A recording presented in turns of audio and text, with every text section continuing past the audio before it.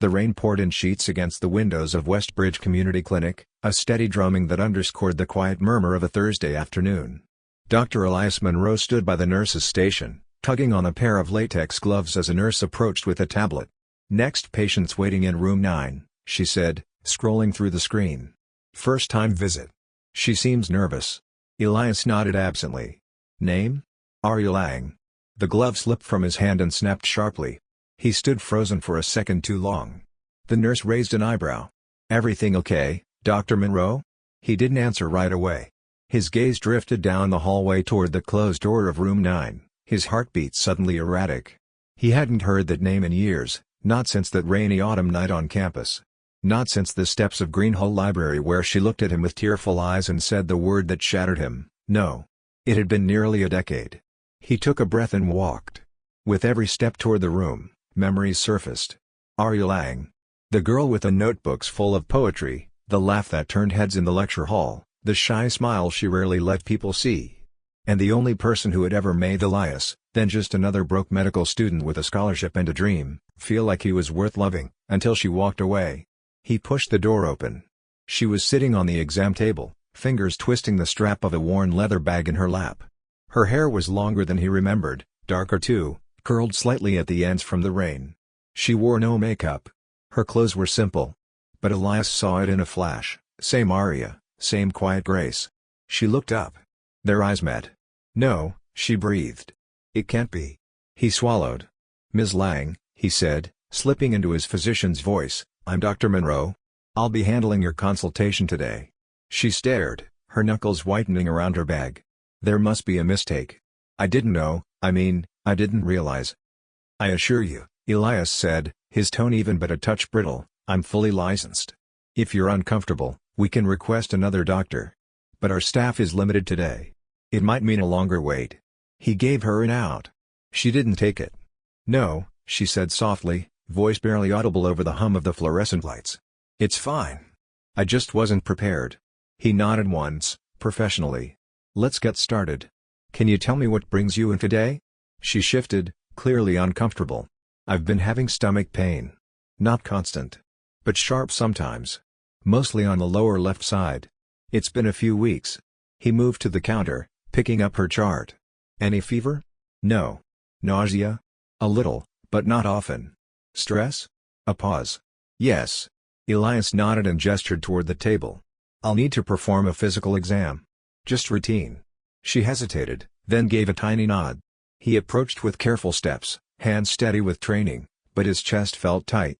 She avoided his gaze, eyes fixed on the poster behind him, the human digestive tract, a mess of lines and labeled organs. He pressed gently on her abdomen. "Tell me if it hurts." She flinched slightly. "Here?" "No." "Here?" She winced. "Okay." He stepped back and peeled off his gloves. "Nothing immediately alarming. It could be gastritis. I'll order some labs to be certain. In the meantime, I'll prescribe something to help ease the inflammation." Aria nodded. "Thank you." He scribbled the prescription, then paused. His back was turned to her, but he could feel the weight of the moment, the pressure of years unsaid pressing down on both of them. "You look well," he said. She didn't respond. When he turned and handed her the paper, their fingers brushed. She pulled hers back quickly. "Take care," he said, his voice quiet. She moved toward the door. "Still not good enough, huh, Aria?" The word slipped out, sharper than he intended. She froze in the doorway. Her shoulders stiffened. But she didn't look back. She walked away. And Elias stood in the echo of her absence, the door swinging gently behind her, feeling like no amount of time had passed at all. Aria sat in her car outside the clinic, engine idling, rain tapping against the windshield. Her hands were shaking, clutching the prescription as if it held more weight than just medical instructions. She hadn't expected this. She'd walked into the clinic thinking she would get a diagnosis and leave. Maybe a little discomfort, maybe an awkward conversation, but not this. Not Elias. Not the boy who once brought her coffee during all-night study sessions and wrote her a letter he never got to read aloud. Not the boy who had loved her. Not the man she had tried for years to forget. She glanced at her reflection in the rearview mirror. Pale. Tired. Worn down from work and worry and everything in between. She had run away once. And seeing him now, with his crisp white coat, polished demeanor, and calm eyes, it reminded her why. She hadn't believed she belonged in his world back then. And now, she still wasn't sure she did. But what shook her more than anything was the way her heart had leapt when she saw him. Still, even after all this time, Aria hesitated outside room 9 the following week, her fingers curling around the strap of her shoulder bag. Her pulse fluttered in her throat, and her mouth was dry. She'd almost cancelled this follow-up appointment twice. But her symptoms hadn't gone away, and deep down, she knew why she had come back. It wasn't just the pain in her side anymore. The door was slightly ajar, and inside, she could hear his voice, low, even, professional. "Just reviewing her labs now," Dr. Monroe said to a nurse. "Have her come in when she's ready." The nurse smiled as she passed Aria in the hallway. "He's expecting you. Go on in, hon." Aria nodded silently and stepped into the room. Elias was standing by the counter, his back to her, scribbling something on a clipboard. The moment she entered, he turned and nodded. "You're late," he said. Not sharply. Just stating a fact. "Sorry," she replied, rain still clinging to her coat. "The bus stalled, and I forgot my umbrella." Without another word, Elias crossed the room, opened a cabinet drawer, and pulled out a clean towel. He handed it to her, his face unreadable. "Thanks," she murmured, surprised. "There's tea on the counter," he added. "Thought the weather might slow you down." A ceramic mug sat steaming near the sink. She blinked. "You made tea?" "I drink it between patients," he replied, avoiding her eyes. Today felt like a tea kind of day. She sat slowly on the padded chair near the counter, towel draped over her knees. The room smelled faintly of antiseptic and cinnamon, him and the tea. "How have you been feeling since your last visit?" he asked, glancing down at her chart. "Better," she said, "less pain. I've been following the diet you recommended." "Good," he said.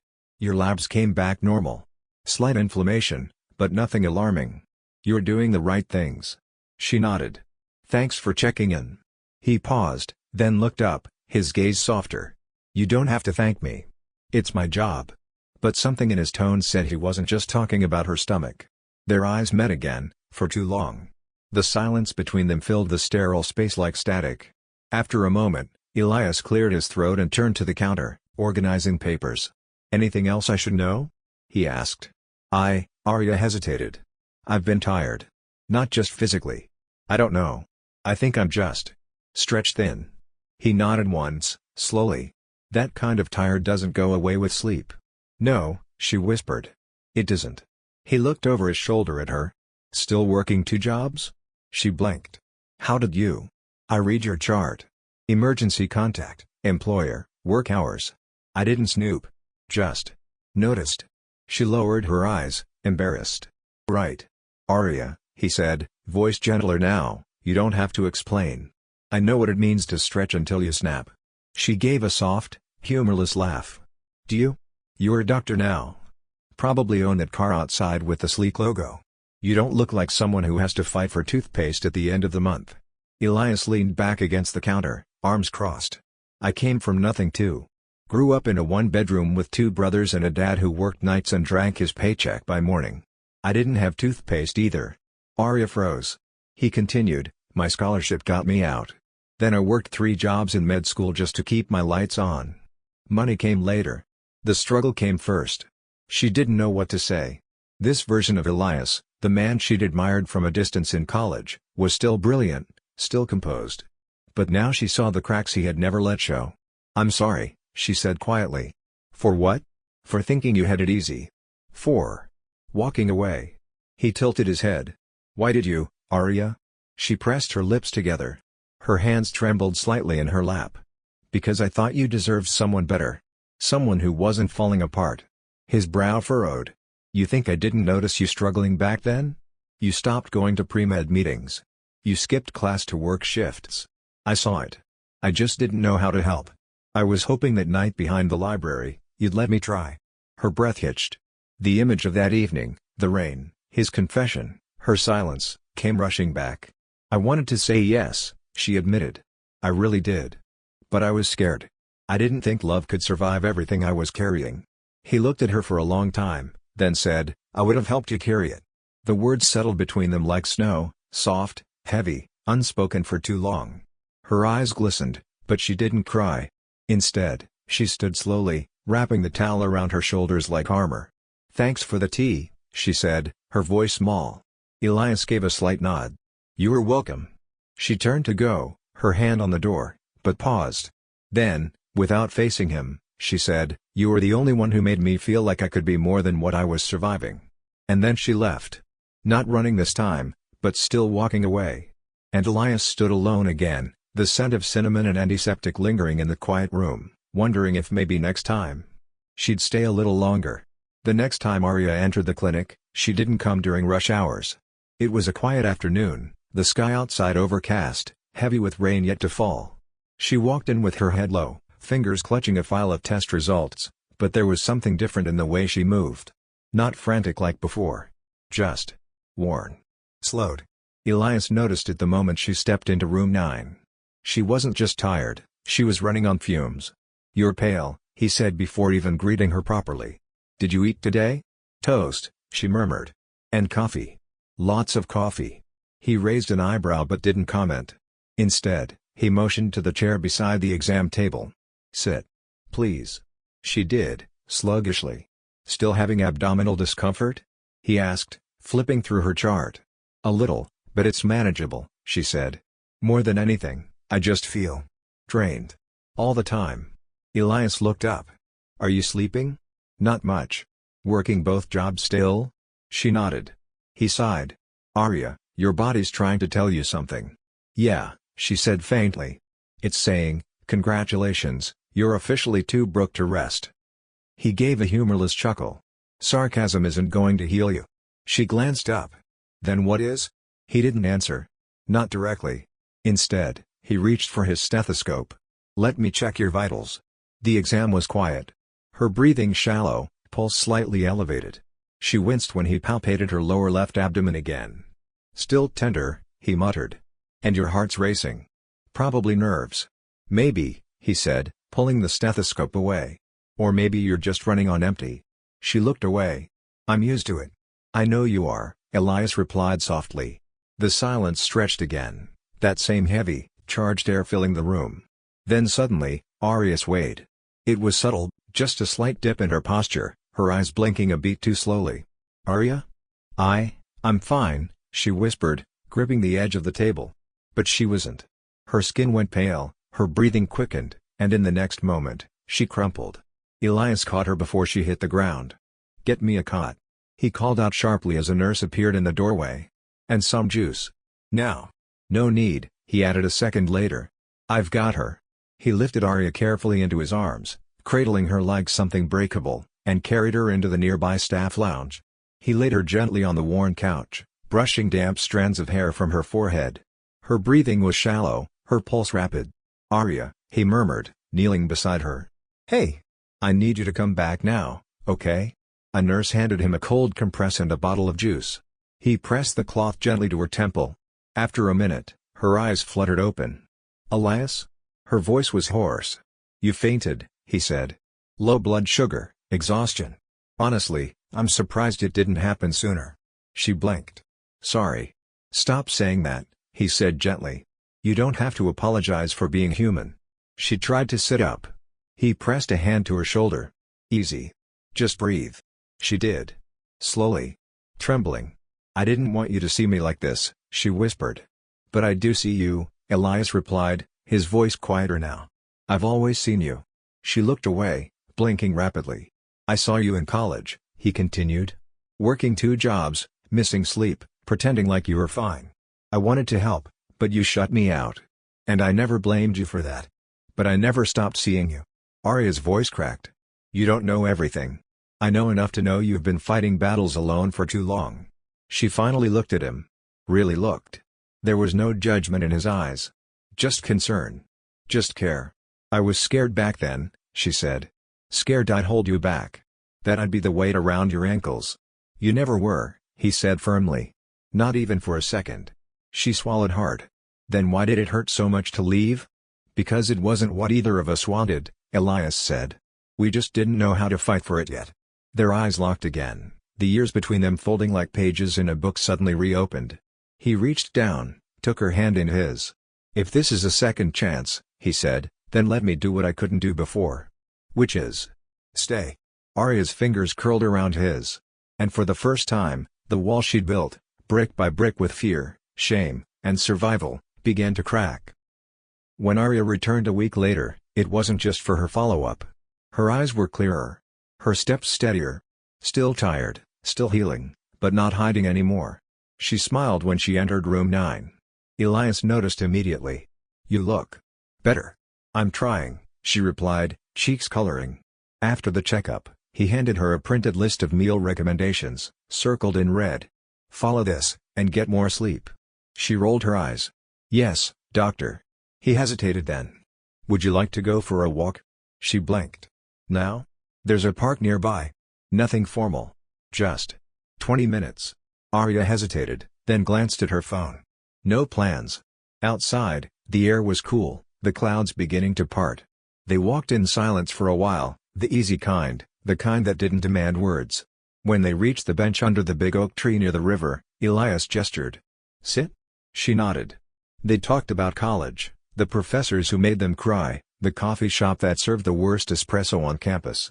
He told her stories about his ER rotations. She told him about the bookstore and how she still quizzed herself on anatomy terms, just to feel close to medicine again. "You never really left it," he said. "Sometimes," she replied, "I wonder if it left me." He looked at her. "Maybe it's been waiting for you to come back." Their walk ended with a quiet goodbye, but not the kind that closed doors. The kind that said, "Let's do this again." And they would. They just didn't know yet how much those walks would change everything. Aria hadn't realized how much she looked forward to their walks until she found herself checking her phone for a message that never came. It had been 4 days since their last stroll through the riverside park, 4 days without a feel like getting some air? Or "I hear the cafe has terrible coffee again." She kept telling herself he was busy. He was a doctor after all. But the silence scratched at her chest like an itch she couldn't ignore. When he finally messaged her, "You free after 4?" Her response came in under 10 seconds. "Always." That afternoon, Elias was waiting outside the clinic as she stepped out. His lab coat was gone, replaced by a soft gray sweater and the kind of quiet, watchful smile that had grown familiar. The wind tousled his dark hair, and for a moment, he looked younger, less like the man with the prestigious degrees and more like the boy she once knew, standing beneath the old library lamplight, asking her to choose him. They didn't go far that day. Just around the block to the little bench by the flower shop with the chipped teal paint. Aria loved it there. It smelled like rosemary and citrus, and the old shop owner always waved. Their conversation flowed like it always did lately, easy, surprisingly warm. She told him about a new young adult book she was reading at the store. He told her about a kid at the clinic who declared medicine was gross, but he liked the bandages. But just as Aria was beginning to relax, someone interrupted. A woman, tall, striking, wearing a navy blue suit like it was made for her and heels that didn't seem to notice the sidewalk cracks, strode up to Elias with the kind of familiarity that made Aria's chest tighten. "Elias," the woman said, smiling with just the edge of sharpness. Elias stood slowly, surprise flickering in his expression. "Sienna? Didn't expect to see you loitering outside a flower shop," she said, her eyes sliding briefly to Aria. "On a weekday, no less." "I take breaks," Elias said, his voice neutral. "I remember when you didn't," she replied, then extended a hand to Aria. "Sienna Hale. I worked with Elias at Colton General." "Aria," she said, shaking her hand with a polite nod. "Ah," Sienna said, her gaze sweeping Aria's thrifted coat, her canvas bag, the faint ink stain on her sweater sleeve. "A friend from med school?" "Something like that," Elias said, and Aria caught the way his jaw tightened slightly. Sienna tilted her head. "Well, I'll let you two get back to whatever this is. Elias, we should catch up sometime. Maybe over a drink? Just like old times." She left with a wave that said she was used to doors opening behind her. Aria watched her disappear around the corner, then sat stiffly on the bench again. "She's polished," Aria said after a pause. "She's also very good at making people feel small," Elias replied, sitting beside her. "Ignore it." "I didn't say she made me feel small," Aria replied, even though they both knew she had. Elias leaned forward, elbows on knees. "You don't have to prove anything to anyone. Not to her. Not to me." Aria stared down at her shoes. "I know I don't have your degrees. Or your income. Or your background." He turned to her, voice steady. "What I have means nothing if I don't get to share it with someone who understands where I came from. Someone real." Aria gave a soft, pained laugh. "Real isn't always enough in your world." "It is in mine," he said, without hesitation. But her doubt didn't vanish so easily. That night, Aria lay awake in her small apartment, Sienna's words looping in her head. "Men like Elias don't stay with women who don't fit the picture." It had been said with the kind of confidence that came from experience. And it echoed every fear Aria had tried to bury. She thought about the way Elias's apartment probably looked: sleek, spotless, expensive. How her own was a second-floor walk-up with a broken heater and wallpaper that peeled when it rained too hard. She thought about the dinners he must have had with colleagues who knew which fork to use and which wine to pair. And then she thought about herself, how many nights she'd spent eating instant noodles on the floor, balancing bills with one hand and textbooks with the other. What could I possibly offer him? The next morning, she didn't answer his message. Or the one after that. Or the call that came 2 days later. By the end of the week, she had missed her checkup and avoided walking anywhere near the clinic. When Hannah, her coworker at the bookstore, finally cornered her in the break room, Aria couldn't hide it. "You're doing that thing again," Hannah said, arms crossed. "What thing?" "Pushing people away before they can leave." Aria looked down at her chipped coffee mug. "He belongs in a world that doesn't include broken girls with absentee fathers and overdue rent." Hannah sighed, dropping onto the bench beside her. "He doesn't want that world. He wants you. The you that wears ink-stained sweaters and cries at dog commercials." Aria didn't respond. Her throat was too tight. "Tell him the truth," Hannah said softly. "Before you convince yourself it never mattered." Elias didn't wait. By the time Aria arrived at work the next day, he was already outside, standing beneath the green awning, soaked from the rain but unmoving. She stopped in her tracks. "You're avoiding me," he said simply. "I needed time." Someone said something, he guessed. Was it Sienna? She didn't answer. He stepped closer, his voice rising just slightly above the rain. "You think I want someone else? Someone who fits the picture better? Then why do I keep choosing you?" Her lip trembled, but she didn't speak. "I don't care where you came from," he said. "You've seen me angry, exhausted, soaked in sweat during overnight shifts. You've seen me raw. And I've seen you, when you're scared, when you're brave, when you're trying so hard not to let anyone see you struggle." She blinked, tears mixing with the rain on her cheeks. "I don't need perfection," Elias said. "I need you. The real you. The stubborn, bright, complicated, beautiful woman who once broke my heart and somehow still managed to keep it." Aria stepped forward, slowly, heart in her throat. She dropped her umbrella, closed the space between them, and kissed him. It wasn't polished. It wasn't practiced. It was honest. Breathless, wet, and trembling. When they finally parted, she whispered, "I was never afraid you weren't good enough. I was afraid I wasn't." He placed his forehead against hers. "You always were." This time, she believed him. Months passed, but something about Elias and Aria didn't fade, it deepened. Their relationship didn't explode into fireworks or whirlwind drama. It unfolded in the quiet hours, in early morning coffees, in the way Elias started leaving a granola bar and sticky note in the staff lounge with Aria's name on it, in how she kept his favorite kind of tea stocked at her apartment, in how their steps matched when they walked together, easy, unhurried, like they'd always meant to arrive side by side. Aria re-enrolled in evening pre-med courses at a local college. She hadn't even told Elias until the night he caught her color-coding anatomy flashcards across their kitchen table. "You didn't say anything," he said, stunned. "I wanted to be sure I wouldn't quit halfway," she murmured. "Now I'm sure." He stepped behind her, placed his hands on her shoulders, and whispered, "You never quit. You survived. That's not the same." They studied together most nights. She scribbled notes and highlighted textbooks, and he pretended not to be charmed every time she mumbled Latin terms in her sleep. On Saturdays, they volunteered at a mobile clinic that offered free services to underserved neighborhoods, something Elias had always dreamed of expanding but never had the right person to help him build. Until now. Aria wasn't just his partner in love, she was becoming his partner in purpose. And still, there were quiet fears. Not everything was seamless. Meeting Elias's mother was one of those hurdles. Margot Monroe was elegance incarnate, tall, silver-haired, dressed in muted designer pieces and pearls that likely cost more than Aria's car. She greeted Aria with a polite smile and a glass of wine that never sloshed despite the tiny tremble in her hand. Dinner was civil, cordial, even, but cold.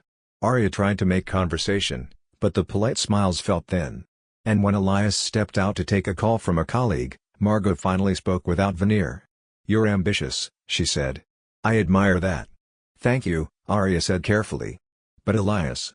He's spent years building something rare. His name carries weight. So does his reputation. I'm aware, Aria replied evenly. Margot gave a slight, unreadable nod. Just make sure you're not borrowing space in his world. Make sure you're building your own. Aria's throat tightened, but she met the older woman's gaze without blinking. I'm not here because I need saving, she said. And Elias doesn't want someone who polishes his image, he wants someone who sees who he is beneath it. That's what I offer him. Not a reflection. A reality. For the first time, Margot's expression cracked. Not into a smile, but something close to understanding. I see, she said softly. Perhaps I misjudged you. Later that night, as they walked to Elias's car in the crisp air, Aria told him everything. Word for word. He didn't say much, just stopped beneath a streetlight, pulled her in, and kissed her like he'd never meant anything more. A week later, he brought her to the small garden behind the clinic. The one with wild roses and tangled ivy, where a wooden bench waited beneath a weeping willow. This was the place I almost gave up on us, Elias said quietly, his hands in his coat pockets. The day you fainted here, I sat in that room afterward thinking maybe fate was just cruel, bringing us back together only to take you away again. Aria looked around, remembering the smell of antiseptic and the hum of panic in her ears. He turned toward her, pulling something from his coat. But now I think maybe fate was just patient. In his hand was a small velvet box. Aria's breath caught. He knelt, the late afternoon light casting golden halos on his shoulders. I don't want a perfect life, Elias said. I want this one. With you. With all of it. The messy days, the small victories, the nights we fall asleep mid-sentence. I want the reality, not the picture. He opened the box. The ring was simple. Timeless. A slim band of gold with a single oval cut stone.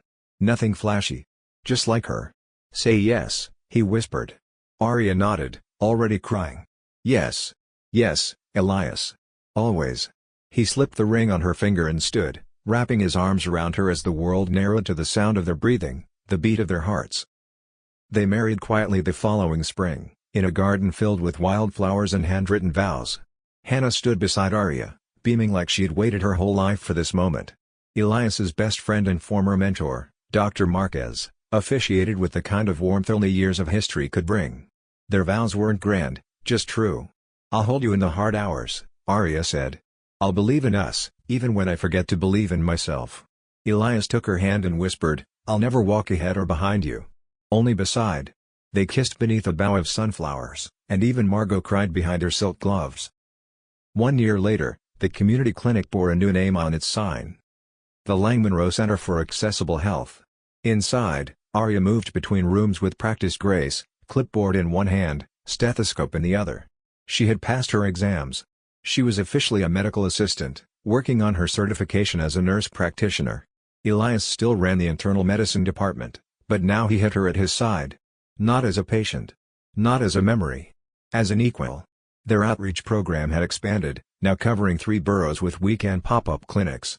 Volunteers arrived early, coffee in hand, eager to be part of something that didn't just treat symptoms, but changed lives. And at the center of it all were 2 people who once thought they'd missed their chance.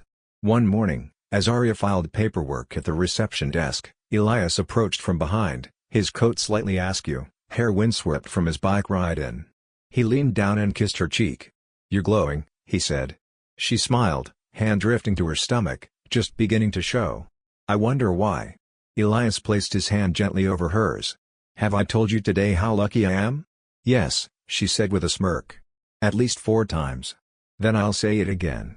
Later that afternoon, a little boy waiting for a checkup looked up at Aria and asked, Are you the boss? She laughed. Not really. The boy looked at Elias, then back at her. You look like the boss. Elias just smiled and nodded. She is.